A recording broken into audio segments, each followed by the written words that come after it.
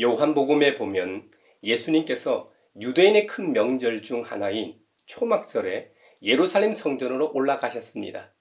초막절은 6월절로 알려진 무교절과 칠칠절과 더불어 유대인의 3대 절기입니다. 초막절은 추수의 의미에서 수장절 혹은 장막절이라고도 불렸습니다.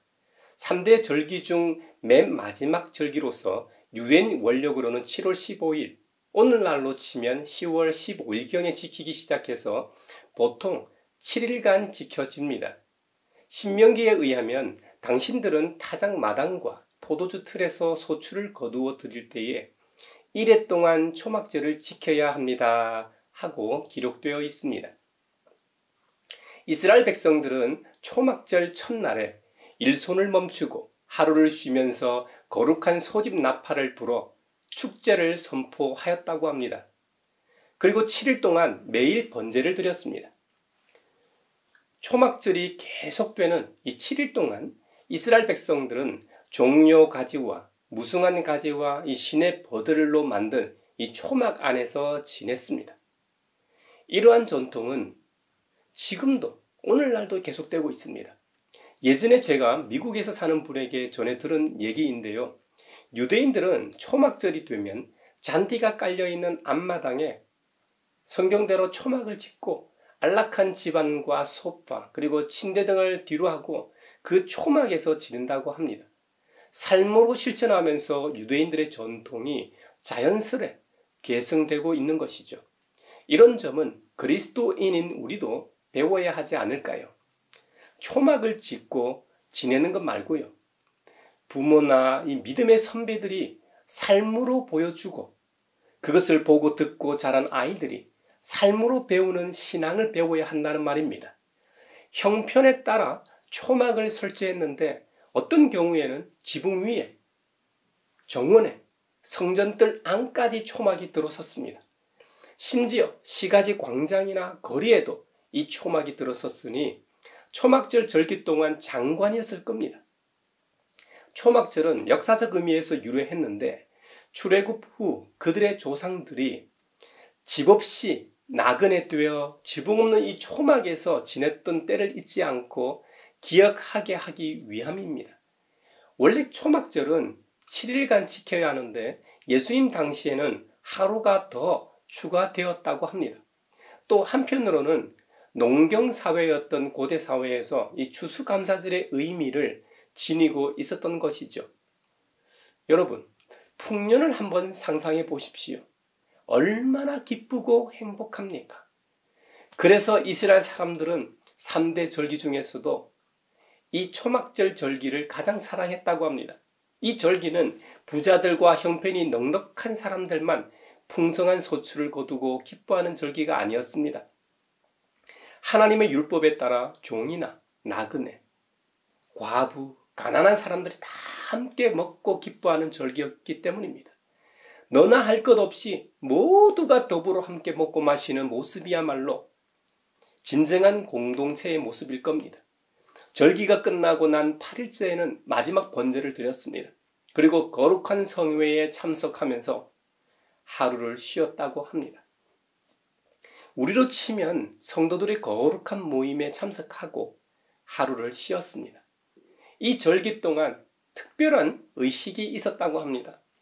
사람들은 성전의 종려나무와 이 버드나무 가지를 갖고 와서 일종의 이 벽과 지붕을 만들었습니다. 그러니까 이 텐트를 쳤다는 것이죠. 그리고 제단의 주위를 행진했습니다.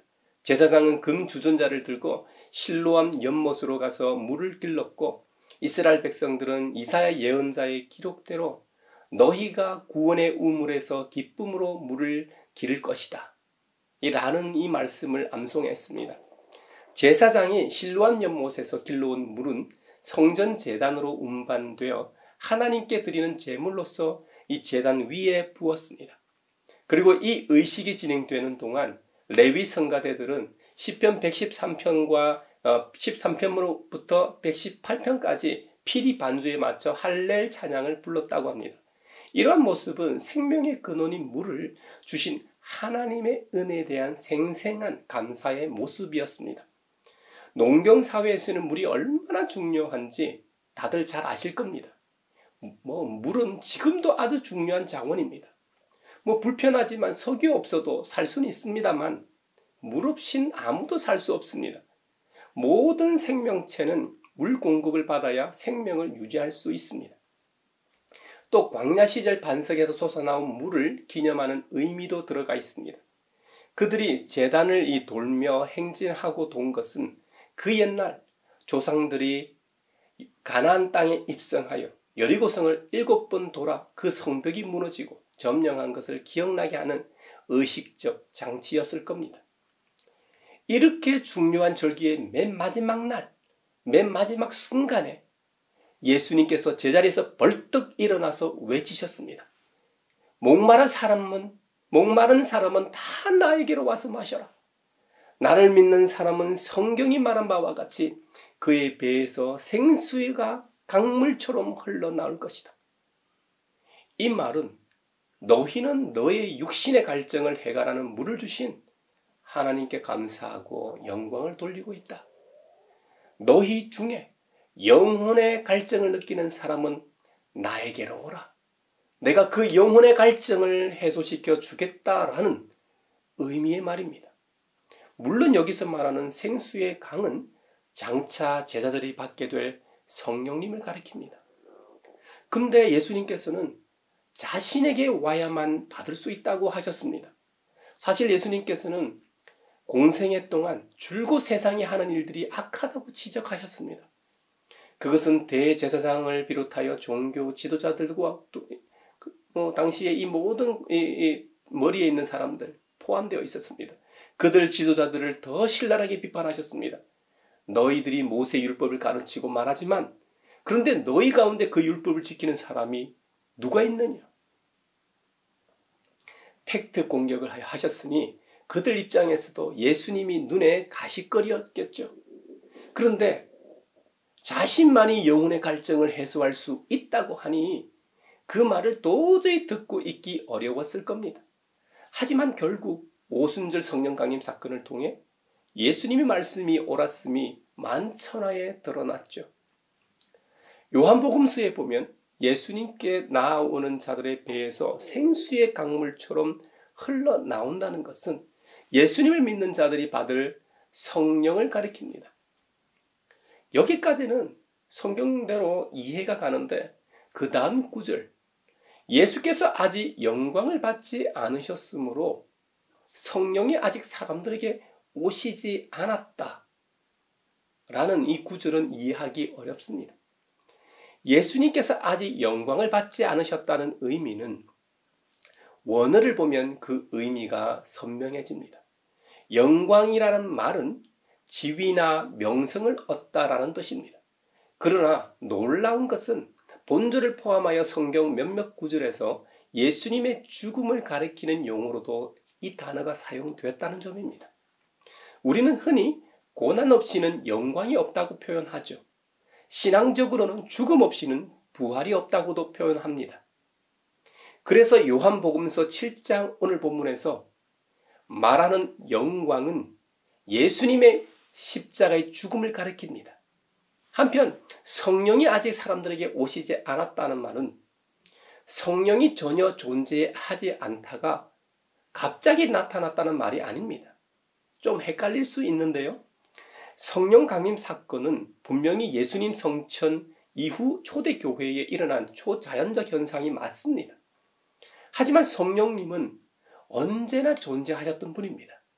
창조 때 성부 하나님과 성자 예수님과 함께 계셨습니다. 그리고 구약에도 많은 곳에서 나타나지만 하나님의 영으로 등장하십니다. 사실 인간 입장에서는 성령님을 정확히 잘 모릅니다. 성령하면 일반적으로 이 능력으로 인식합니다. 파워, 힘 말입니다. 하지만 성령님은 인격적인 분이십니다. 그분은 예수님의 영이시기 때문입니다. 이 시대의 원자력 발전소가 환경 측면에서는 해롭다고 인식하기 때문에 대체 에너지를 찾아내기 위해 노력들을 하고 있죠. 하지만 한때 각광을 받은 원자력이 원래 없었던 것은 아닙니다. 그 자원과 재료들은 자연 생태계에 존재했습니다. 다만 인간이 그것도 우리 시대에 왔어야 이미 존재하고 있던 것을 개발하고 이용하고 활용해서 사용하고 있는 것뿐이죠. 이와 같이 성령님도 항상 존재해 오셨습니다. 하지만 오순절 성령 강림 사건을 통해 마치 이 댐의 수문이 활짝 열려 수많은 사람들이 성령의 충만함을 입었습니다. 이런 의미에서 성령이 아직 사람들에게 오시지 않았다고 표현한 것입니다. 우리가 여기서 기억할 것은 십자가 없이는 오순절이 없다는 것입니다. 우리는 예수님을 알고 믿을 때 성령님의 존재를 알게 되었습니다. 성령님은 마태복음 마지막 장 마지막 절에서 예수님께서 언제나 우리와 함께 하시겠다고 약속하신 부활의 예수 그리스도의 임재와 능력이십니다. 또 다른 형태로 찾아오신 예수님이십니다. 그렇기 때문에 성령의 충만함을 입은 사람들은 예수는 저주를 받아라 하고 말할 수 없습니다. 또 성령을 힘입지 않고서는 아무도 예수님을 주님이시다 하고 말할 수도 없는 것이죠. 성령님이 하시는 일들 중 가장 으뜸은 하나됨입니다. 서로 미워하고 질투하고 시기하고 서로 싸우는 이들을 하나 되게 하시는 일이 성령님이 하시는 가장 강력한 은사요 능력입니다. 죄로 인해 하나님으로부터 떨어져 나간 이 죄인들을 하나님께로 이끌어 인도하여 다시 하나가 되게 하신 분이 바로 성령님이십니다. 고린도전서 12장에는 여러 은사에 대해 말씀하고 있습니다. 우리가 그 본문에 나오는 은사들을 사모해야 하겠지만 그 많은 은사가 존재하는 이유가 더 중요합니다. 공동의 이익을 위해 주신다는 겁니다. 교회 공동체의 각 사람마다 다양한 은사를 주시는 이유는 각자 다른 은사를 가지고 있는 이 다양한 사람들이 교회에 모인 이유가 바로 교회의 하나됨 때문입니다. 은사장에서도 계속 강조하지만 그 다양한 은사를 주시는 분이 바로 한 분, 성령 하나님이시라는 겁니다. 몸은 하나이지만 많은 지체가 이렇게 존재하듯 교회도 머리 대신 그리스도를 중심으로 여러 지체가 모여 하나의 몸을 이룬다는 겁니다. 그래서 우리 모두는 하나라는 것입니다. 그러므로 가양교회 역시 특별한 것이 아니라 그냥 성경대로 하나됨을 우리의 비전으로 삼고 그리스도의 몸의 한 지체가 되어 딱 붙어 있어야 합니다. 성삼위일체 한 분 하나님만 믿는 신앙 공동체가 되어야 합니다. 사도행전 2장에는 오순절 성령 강림 사건에 대해 소상하게 기록하고 있습니다. 그곳에도 보면 표면으로 화려하고 초자연적이지만 한 분 성령님을 통해 그곳에 모인 각 사람 위에 임하여 역사하고 있다는 점입니다. 그곳에 모인 사람들 모두가 성령으로 충만하게 되어서 성령님이 시키시는 대로 각각 방언으로 말하기도 하고 자신이 생명같이 여기던 재물도 가정과 공동체와 사회를 위해 나눴다는 겁니다. 바로 생수의 근원 되신 그분의 맛을 보니까 생수를 다른 곳으로 흘려보내는 것입니다. 공동체 내에 존재하는 형제자매가 나와 하나라는 인식이 없었다면 어떻게 이런 일을 할 수 있었을까요? 그리고 그 지역 사회에 헐벗고 굶주린 사람들을 돌아보며 물질을 나누는 일도 불가능했을 겁니다. 지금으로부터 2000년 전입니다. 우리로 치면 고구려, 백제, 신라, 삼국시대의 초기입니다. 그 세 나라가 기틀을 다질 때란 말입니다. 시족이나 부족을 중심으로 형성된 사회였다는 말입니다. 그러니 가족이나 친지까지는 꼭 성령 충만의 역사가 아니더라도 함께 사냥하고 농사 지었기 때문에 나눌 수 있었을 겁니다. 하지만 이 부족의 울타리, 그 관계를 넘어서면 그것은 불가능합니다. 그런데 초대교회 공동체는 시족 부족의 관계를 뛰어넘는 나눔과 섬김을 보였다는 겁니다. 그 당시에는 핵폭탄 같은 사랑이라는 도구로 다가갔다는 말입니다. 이것이 진정한 오순절의 역사요, 성령 강림의 역사라고 저는 믿습니다. 오늘 이 시대를 살아가는 저와 여러분은 성령 충만함을 입었습니까? 우리 가양교회는 성령 충만한 공동체입니까? 성령 강림의 가장 강력한 역사인 하나된 공동체입니까? 우리가 하나된 공동체이기 위해서는 먼저 예수 그리스도의 이 십자가와 부활에 기초해야 합니다. 앞서도 언급했지만 십자가 없이는 부활도 없고 십자가 없이는 성령 충만도 없습니다. 우리 모두는 오직 예수 그리스도의 복음 위에 지은 집인 가향교회에서 신앙생활을 하고 있음을 잊지 맙시다. 이번 한 주간도 영혼의 갈증이 있는 분들마다 생수의 강이 흘러넘치길 축원합니다. 생수의 강은 십자가의 순환을 통해서만 주어지는 것임을 깨달아 알아. 이번 한 주간도 우리의 삶의 영역에서 우리를 힘들게 하고 넘어지게 하는 모든 사람들과 일들, 환경들을 넉넉히 이기는 우리 모두가 되길 주님의 이름으로 축원합니다.